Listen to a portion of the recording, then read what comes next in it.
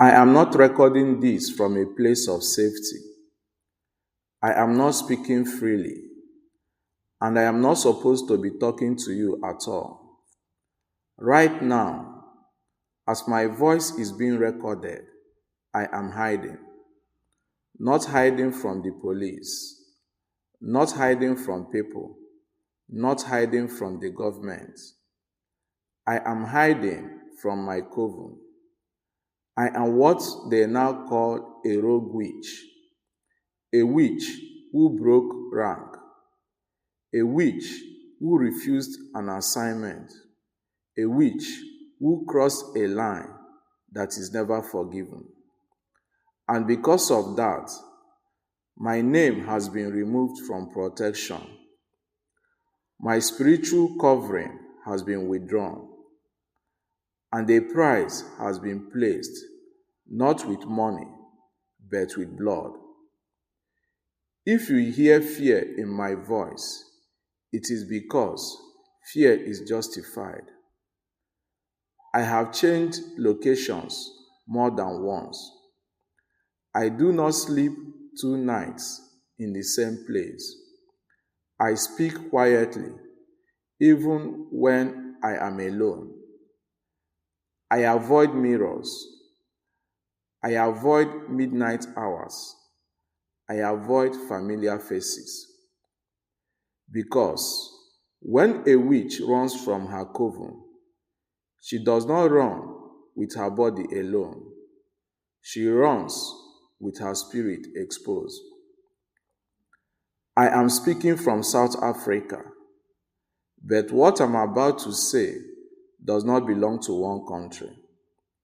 What I'm about to say concerns New Year's Eve, and it concerns churches. Yes, churches.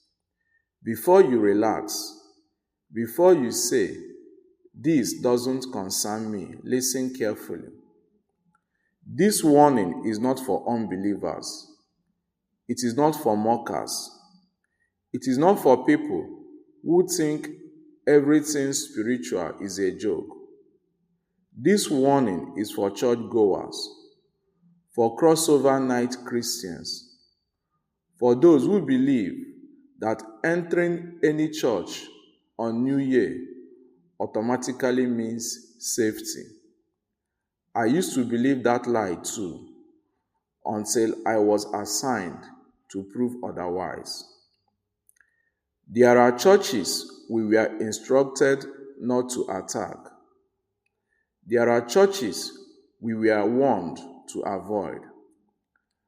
And there are churches my coven celebrates when people attend on New Year's Eve. Those churches are the reason I am on the run.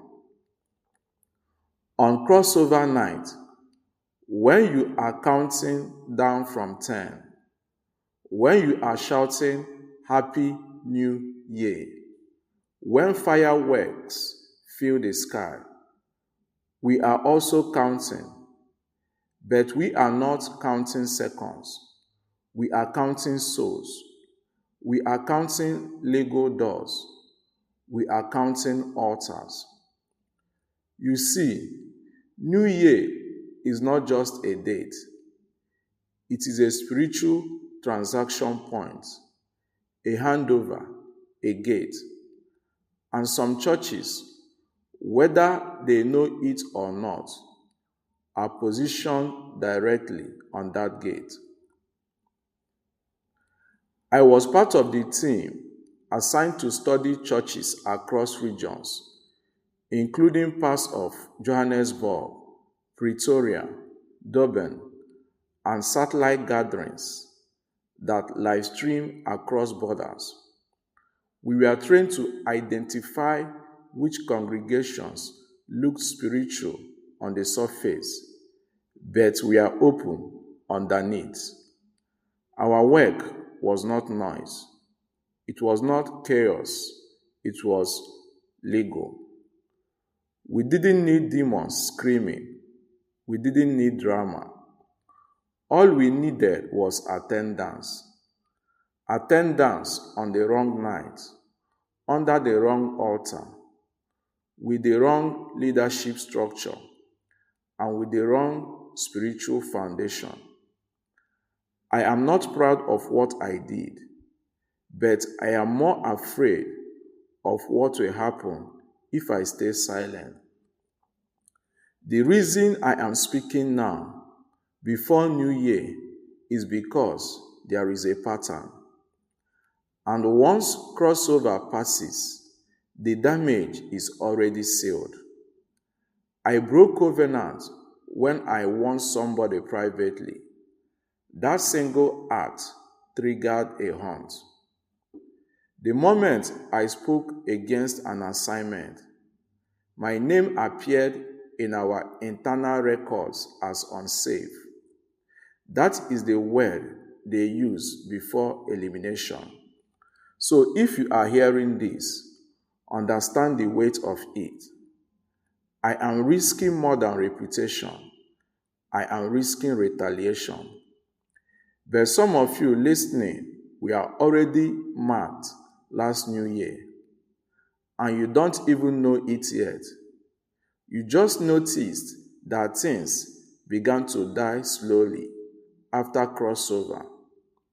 Finances dried, prayer became heavy, strange patterns entered your family, and you never connected it to the church you attended that night.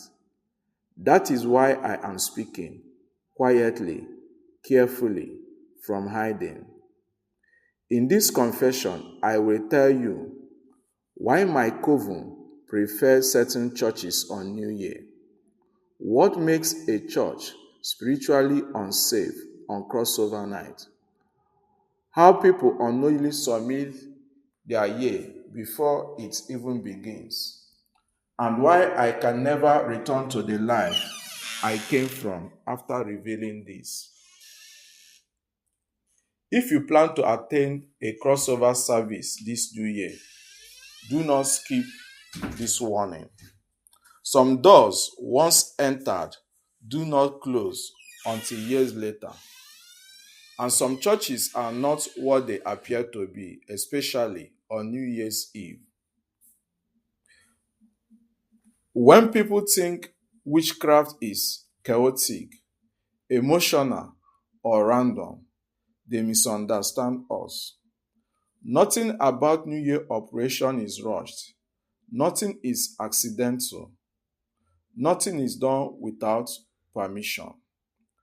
By the time December enters its second week, the work has already begun.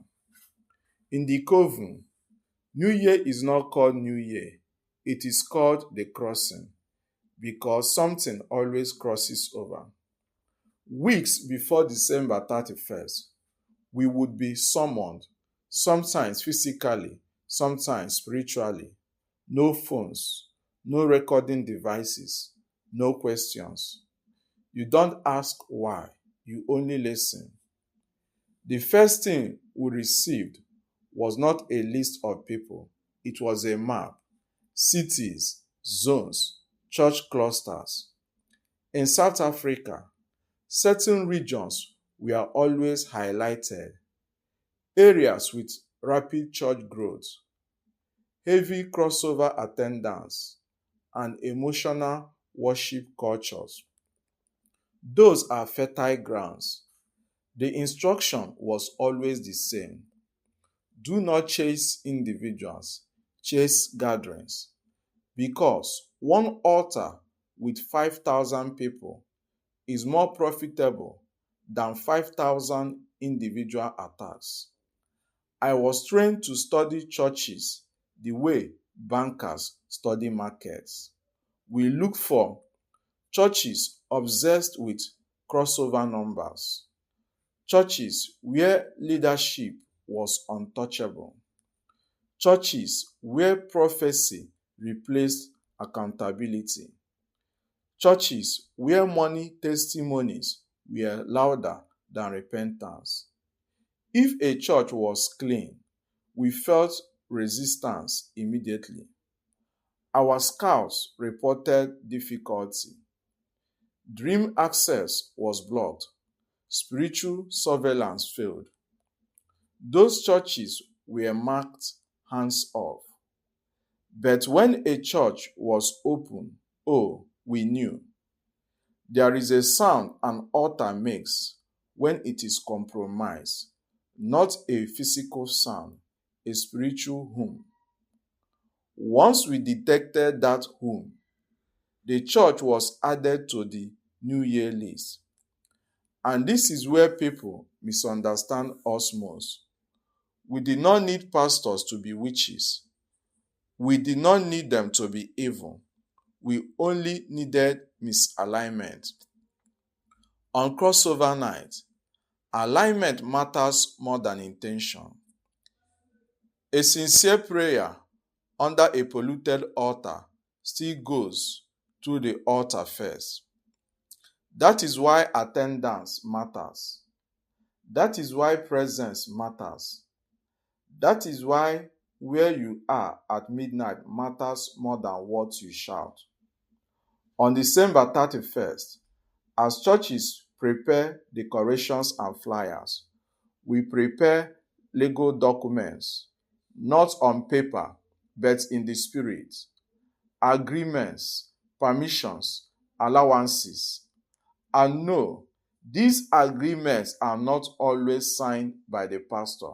Sometimes they are signed by greed, pride, unchecked power, sexual compromise, financial manipulation.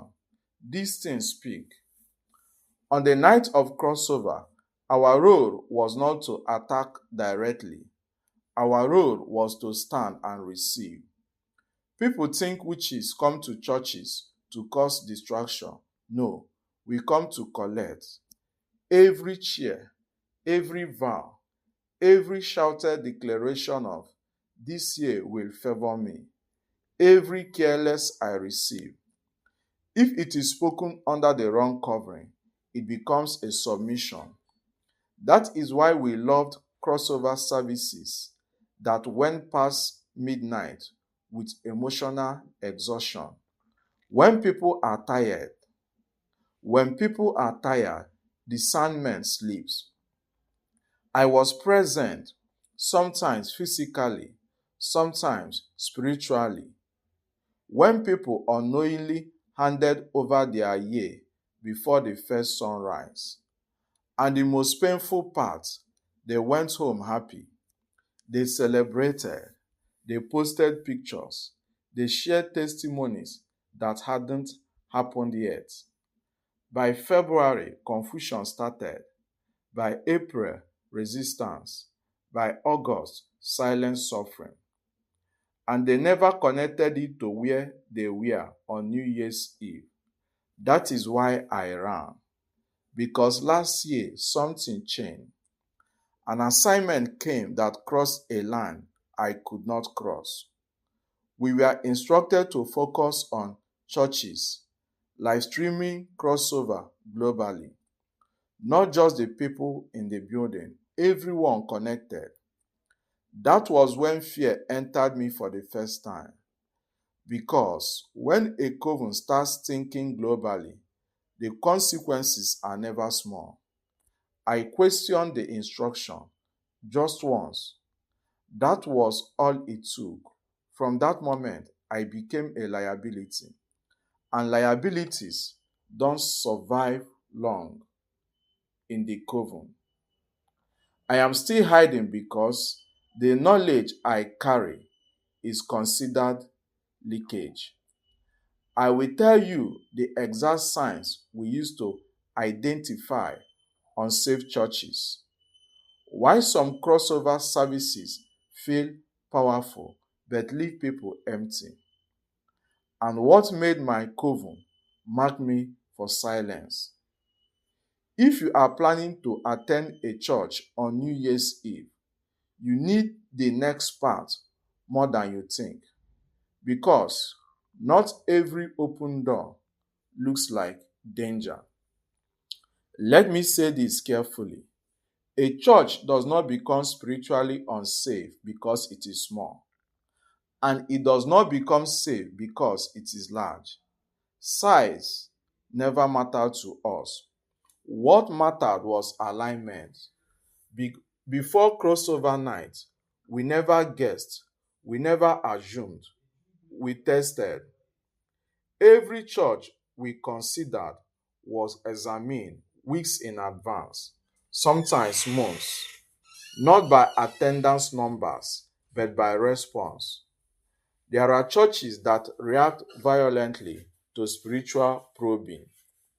Dream interference fails. Surveillance spirits return damaged. Even whispered monitoring collapses. Those churches are covered.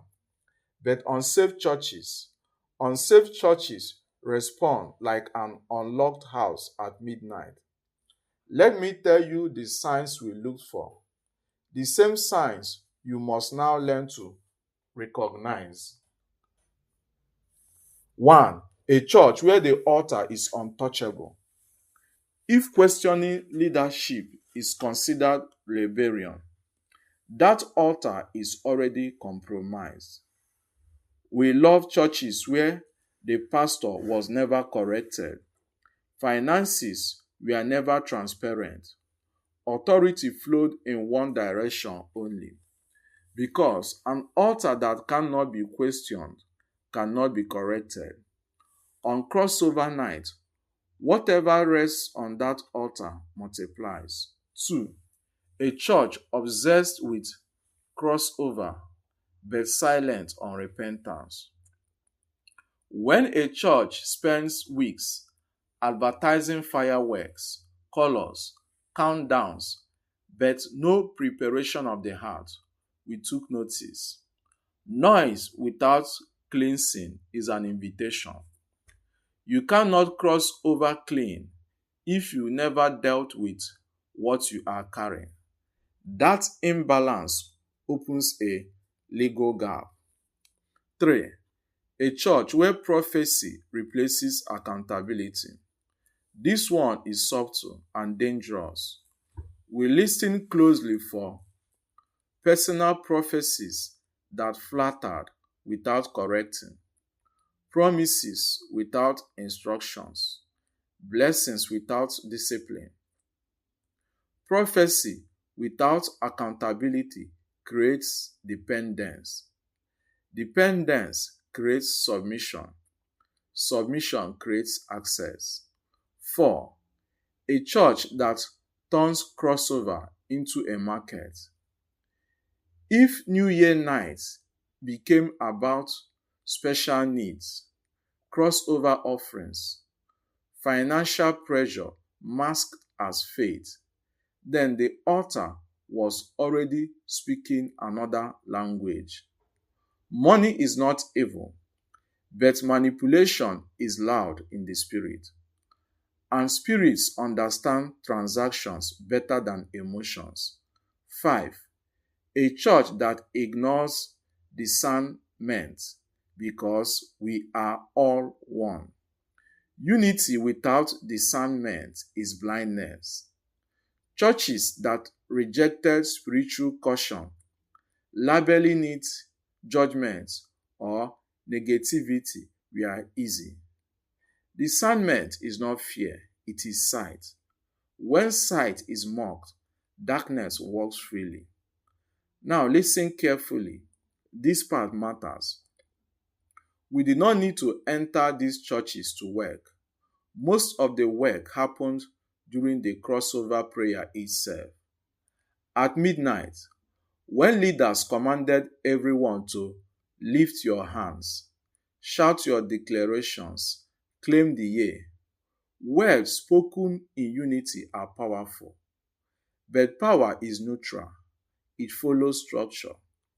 If the structure is misaligned, power flows the wrong way. That is why crossover night was our favorite night of the year. No resistance, no suspicion, no discernment.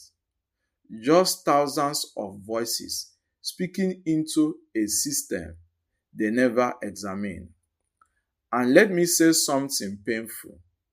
Many of these churches are not evil, but sincerity does not override spiritual law. That truth is what destroyed my loyalty to the coven. Because last New Year, I saw something I could not unsee.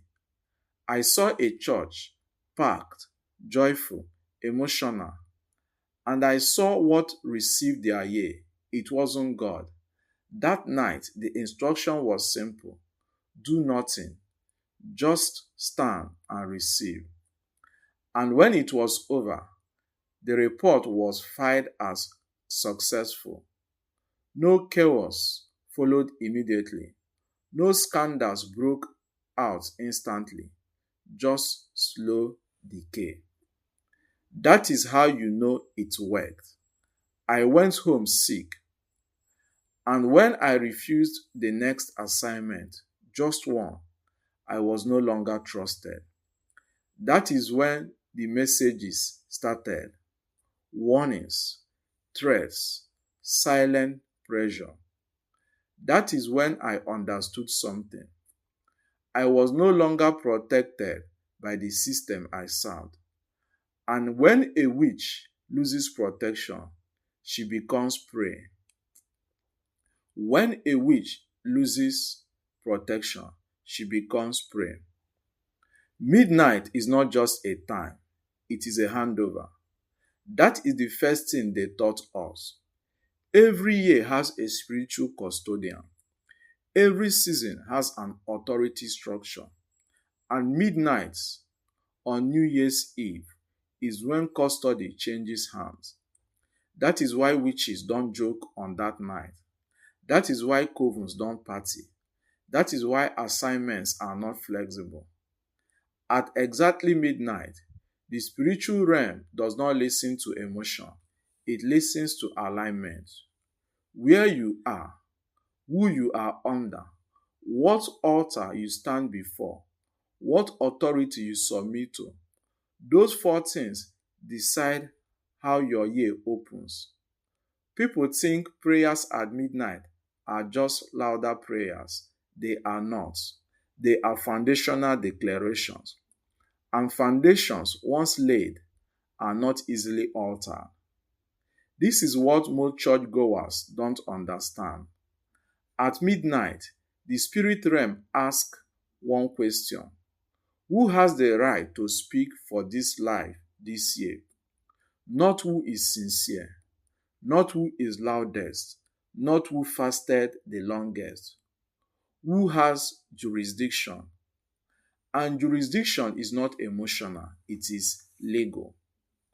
On crossover night, when a pastor stands at the altar and says, "Repeat after me," he is not just leading prayer, he is representing authority. If that authority is clean, heaven responds. If that authority is compromised, even slightly, something else answers. And spirits never answer halfway. That night, while people are shouting, "I claim my year, I reject delay, I receive favor," we are silent because we know something they don't. Declarations do not float freely, they land somewhere. If the altar is aligned with God, they ascend. If the altar is misaligned, they descend. And what received them, we use them. That is why some people pray harder in January than any other month and feel blocked. They did not start the year wrongly by accident. They submitted it unknowingly. Let me tell you something chilling. At midnight, the coven does not fight churches. We listen, we observe, we record, we note which declarations were accepted, which ones bounced, which ones were redirected. You would be shocked to know how many prayers never reach heaven, not because of sin in the person, but because of where they stood when they spoke. That is why attendance matters. It is not about church attendance in general. It is about crossover attendance. I have seen people who skipped crossover services and prayed quietly at home, protected. I have seen people who ran joyfully into a church at 11:45 p.m. and left spiritually lighter by 12:10 a.m. and they never knew. That was the night I knew I could not continue. Because for the first time, I saw a woman just like you, crying with joy as she shouted, "This year will be different." And I saw what received that sentence. It was not God. It was an altar that feeds on hope without discernment. That is when fear entered me. Not fear of God, but fear of consequence. Because when you understand how this works, silence becomes complicity. That night, when the celebration ended, we gathered briefly. No laughter, no music, only confirmation. The assignment had worked. And then came the next instruction. Next year, expand the reach. That is when I spoke, not publicly, not loudly. I asked one question, just once, just one. What about the people who don't deserve this? The room went quiet. In the coven, silence is never neutral. It is assessment. From that moment, I was no longer trusted with sensitive operations. My access was reduced, my protection thinned. And soon after, the messages came. Not threats yet, warnings. Stay in your lane. Don't ask questions. Remember your oath. But once a witch begins to see people as people again, the system reacts. Because conscience is dangerous. There is a reason I am warning you before New Year. After midnight, correction becomes repair, and repair is always harder. What I have shared is not theory, it is not speculation, it is not something I heard from someone else. It is why I am hiding.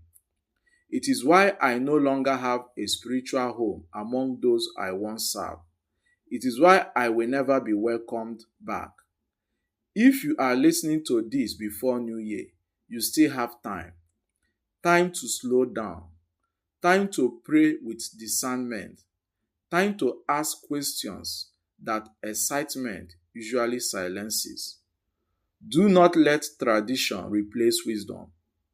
Do not let crowd energy replace spiritual alignment. Do not assume that every altar open on New Year's Eve is safe simply because it has a name, a banner, or a large following. Where you stand at midnight matters. Who speaks over you matters. What altar receives your declaration matters. If you feel unsettled right now, don't fight it. That discomfort is not fear, it is awareness. I am not telling you where to go. I am telling you to be careful where you don't. Some doors, once crossed, take months or years to repair. I have said enough to warn you. Saying more would cost me more than I can afford. If this message disappears, remember what you heard. If my voice goes silent, remember the warning. Choose wisely. And whatever you do on New Year's Eve, do not give your year away unknowingly.